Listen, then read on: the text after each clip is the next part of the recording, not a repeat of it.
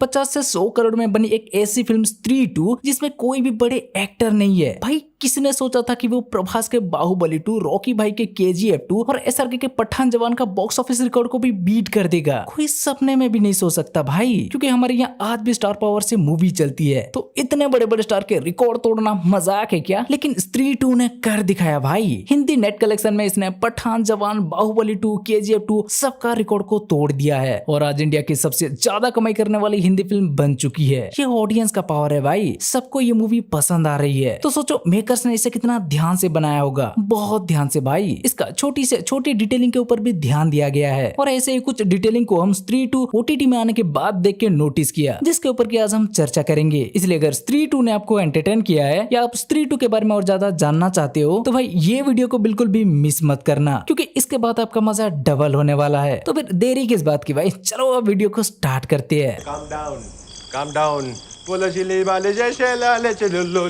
Okay, तो पहले लड़कियों की प्रगति। ये डिटेलिंग को तो शायद आप सबने नोटिस किए होंगे कि टाइटल आने के बाद जो लड़कियों का कराटे ट्रेनिंग करना, जॉगिंग करने जाना और पढ़ाई करने जाते हुए भी दिखाया गया है, वो सब लड़कियों के प्रगति का डिटेलिंग था। ये बताने के लिए कि चंदेरी कितना आगे बढ़ चुका है और यहाँ के लड़कियां भी कितना तरक्की करने लगे हैं। लेकिन क्यों ये डिटेलिंग किस लिए था, क्या आपने नोटिस किया? क्योंकि भाई आगे इस शहर में सरकटा आने वाला था, जिसका की सोच इससे बिल्कुल विपरीत है। वो घमंडी, अय्यास और एक सरावी दानव है जो दुशासन को अपना आदर्श मानता है और चीर हरण करना उसका शौक है। वो महिलाओं को कुछ भी नहीं मानता। उसका सोच के हिसाब से औरतों का काम है सिर्फ चूल्हा चौका और कपड़े धोना और जब मर्द चाहे तब उसके साथ सोना, बस। इसलिए वो अपने टाइम में लड़कियों से या तो मुजरा करवाता था या उन्हें कंट्रोल करके घर में बंद रखता था। लेकिन आज के टाइम वैसा नहीं है। चंदेरी बदल चुका है और लड़कियां भी अपनी मर्जी की जिंदगी जीने लगे हैं। यही दिखाने के लिए ये सब डिटेलिंग था। पर सरकटा तो भाई अभी भी वैसा का वैसा ही है ना। इसीलिए वो आने के बाद देखना हमें बिफोर एंड आफ्टर वाला डिटेलिंग भी दिखाया जाता है। पहले लड़कियां पढ़ने जाती थी तो अब उनसे किताब छीन लिया गया, उनका स्कूल बंद कर दिया। पहले वो आजादी से बाहर घूमती थी, नई नई चीजें सीखती थी, तो आज उन्हें नया कुछ सोचने से भी रोकने के लिए उनसे मोबाइल छीन लिया और उन्हें घर में भी बंद कर दिया। पहले बच्चियां स्त्री बनकर बच्चों को डरा रहे थे, तो अब बच्चे सरकटा के नाम से बच्चियों को डरा रहे हैं। और भाई हम महापूजा की आरती को कैसे भूल सकते हैं? पहले का अनाउंसमेंट कुछ ऐसा था, इस बार महापूजा की आरती सिर्फ महिलाएं ही करेंगी। लेकिन सरकटा आने के बाद इस बार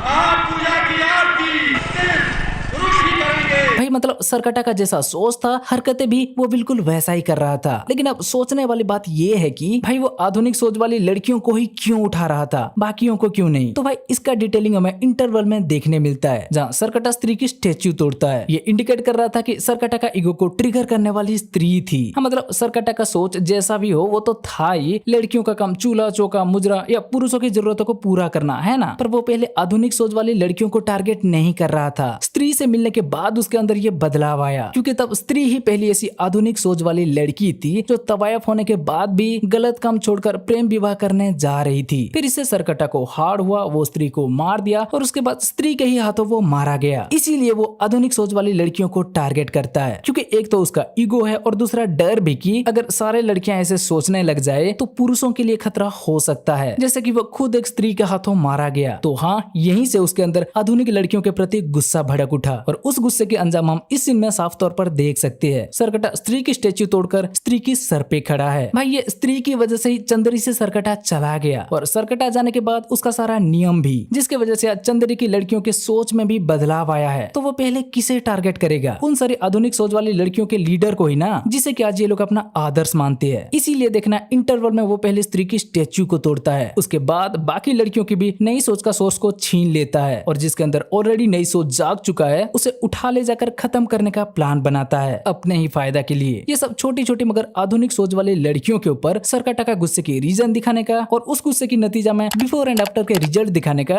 बहुत अच्छा डिटेलिंग था। नेक्स्ट, ये सीन में श्रद्धा जो ड्रेस पहनी थी वही ड्रेस वो स्त्री की एंडिंग में भी पहनी थी। यहीं से हमें समझ जाना चाहिए था कि वो विक्की का भ्रम है, क्योंकि विक्की बोलता है ये पहली बार नहीं है। आप हमेशा यही ड्रेस पहन के आती हैं। अरे विक्की भैया, वो हमेशा वही ड्रेस पहन के नहीं आती। आप लास्ट टाइम उसे उस ड्रेस में देखे थे, इसीलिए हमेशा आपको वो उसी ड्रेस में नजर आती है। और मेकर्स हमें ये बात कब से बताना चाह रहे थे, लेकिन हम समझ नहीं पाए कि ये भ्रम है, सच नहीं है। नेक्स्ट, चंदेरी का रक्षक। भाई ये घर के सामने भी है और दुकान में भी, क्योंकि ये पार्ट 1 का रेफरेंस था। आपको याद है ना? रंग गेहुआ लंबी नाक समझे खुद को राजा। जी हाँ, विक्की खुद को राजा या कहे चंदेरी की रक्षक जैसे मानता है, तो इसीलिए उसी के रेफरेंस में मेकर्स का ये निंजा टेक्निक वाला डिटेलिंग था। नेक्स्ट, विक्की के रूम में हमें पहले भी अक्षय कुमार के पोस्टर देखने मिला था और स्त्री 2 में भी। अच्छा कंटिन्यूटी डिटेल्स है, लेकिन भाई इसमें तो फिर अक्षय पाजी के कैमियो भी दिख गया। मतलब ये थोड़ा मल्टीवर्स टाइप हो गया ना। चलो कोई ना, बस नोटिस किया तो बता दिया। ये सीन में विक्की बोलता है, इसको 4 महीने में 40 टेडी बियर दिए ना, हमारे पैसे दिए। तो हम देखना चाह रहे थे विक्की कितना सच बोल रहा है। और सही में भाई चिट्टी के रूम में हम देख सकते हैं टेडी बियर सब एकदम भरी पड़ी है। मेकर्स कुछ भी नहीं भूलते। ये सीन में चिट्टी बोलती है, अरे प्रतिमेश को फोन कर लूंगी। उसको भी फोन करना है। मतलब चिट्टी के बॉयफ्रेंड नहीं तो फ्रेंड जोन में कोई और भी था जिसके बारे में ऑडियंस सोचे भी नहीं होंगे। लेकिन मेकर्स का डिटेलिंग भाई, ये बंदा आपको याद है? तुम क्यों चिट्टे चिट्टे कर रहे हो? यही है वो प्रतिमेश। नेक्स्ट, पार्ट 1 का एक कंटिन्यूटी डिटेल्स। स्त्री की एंडिंग में हमने देखा था जब श्रद्धा गायब हो गई तो बस कंडक्टर वो देखकर हैरान था। हम सब सोच रहे थे मेकर्स इसके ऊपर ध्यान नहीं देंगे, लेकिन वो नहीं भूले भाई। उसके बारे में 2 बार चर्चा किया है। पहले वो विक्की के छत के ऊपर, बस इसे तो गायब हुई थी वो। और दूसरी बार विक्की श्रद्धा से मिलने पर। पिछली बार आपने बस बदल ली थी क्या? वो कंडक्टर बोल रहा था आप बस से गायब हो गए। मतलब भाई श्रद्धा जाने के बाद विक्की इस बस कंडक्टर से भी मिलने गया था। नेक्स्ट लेवल का मजनू है भाई। नेक्स्ट, चंदेरी पुराण में जो कुछ तस्वीर है वैसा ही शिल्पकला हम भूतिया महल में भी देख पाते हैं, जिससे पता चलता है कि चंदेरी पुराण लिखने से पहले स्त्री के बारे में रिसर्च करने के लिए शास्त्री जी वहाँ भी गए थे और वहाँ के शिल्पकला की तस्वीर को वो अपना किताब में छापे है। ऐसे देखा जाए तो भाई हमें लगता है शायद श्रद्धा के कैरेक्टर को भी इसके बारे में पता नहीं था, उन्हें भी शायद यहाँ से ही पता चला होगा, इसीलिए वापस आते ही वो विक्की को यहाँ बुलाए। नेक्स्ट, श्रद्धा के कैरेक्टर भूत पिशाच या चुड़ैल जादूगर जो भी हो उसके बारे में कंफर्मेशन हमें एंड में जाके मिलता है, लेकिन उसका हिंट हमें पहले से ही दिया जा रहा था। देखना, जब भी विक्की श्रद्धा के बारे में पूछता है तो वो कोई ना कोई बहाना बनाकर बात बदल देती है। ये बातें बाद में करेंगे, पहले मुझे